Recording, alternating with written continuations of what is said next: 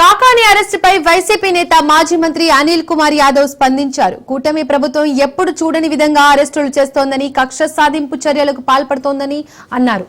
మాజీ మంత్రుల నుండి వైసీపీ నేతల వరకు కక్ష సాధింపు చర్యలకు పాల్పడుతున్నారన్నారు. ఇక న్యాయస్థానాల్లోనే వీటిని తేల్చుకుంటా అని అనిల్ కుమార్ యాదవ్ తెలిపారు.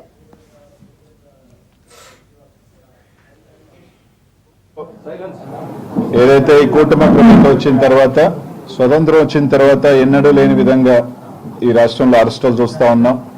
మాజీ మంత్రులను కానీ, శాసనసభ్యులు కానీ, కార్యకర్తలను కానీ, చిన్న చిన్న వాళ్ళని కానీ ఏ విధంగా హింసిస్తూ ఉన్నారు, ఏ విధంగా కూడా అరెస్టులు చేస్తూ ఉన్నారు. ఈ రాష్ట్రంలో పరంపర అంతా కూడా చూస్తూ ఉన్నాం. ఈ రాష్ట్ర ప్రజలందరూ కూడా చూస్తూ ఉన్నారు. ఎందుకంటే అభివృద్ధి లేకుండా, సంక్షేమం అనేది లేకుండా కేవలం దాన్ని కప్పుపుచ్చేదానికి, దాన్ని సైడ్ లైన్ చేసేదానికి ఈ రాష్ట్రంలో ఎన్ని జరుగుతున్నాయో కూడా అందరూ కూడా చూస్తూ ఉన్నాం. అందులో భాగంగానే మన జిల్లాలో కూడా మాజీ మంత్రివర్యులు వైఎస్ఆర్ కాంగ్రెస్ పార్టీ అధ్యక్షులు కాకాని గోవర్ధన్ రెడ్డి గారి మీద 2 నెలల క్రితం కేసు కట్టడం జరిగింది.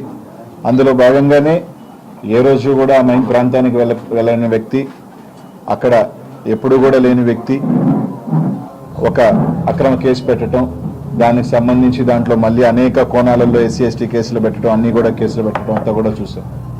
కానీ ఖచ్చితంగా ఒక అక్రమ కేసు పెట్టినప్పుడు, ఒక తప్పు కేసు పెట్టినప్పుడు ప్రతి ఒక్క పౌరుడికి కూడా దాన్ని ఖచ్చితంగా కోర్టులో ఛాలెంజ్ చేసే రైట్ ఉంటుంది. అదే కొంత అధికారులు కూడా, ప్రెస్లు కూడా కొంత పోలీస్ అధికారులతో మాట్లాడితే కూడా అరెస్ట్ చేశామని చెప్పడం కూడా జరుగుతుంది.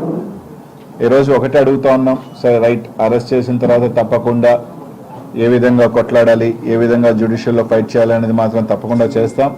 తప్పకుండా వైఎస్ఆర్ కాంగ్రెస్ పార్టీ పక్షాన అందరం కూడా, జిల్లాలో ఉన్న నాయకత్వం అందరం కూడా గోవర్ధన్ అన్నకు అండగా ఉంటాం.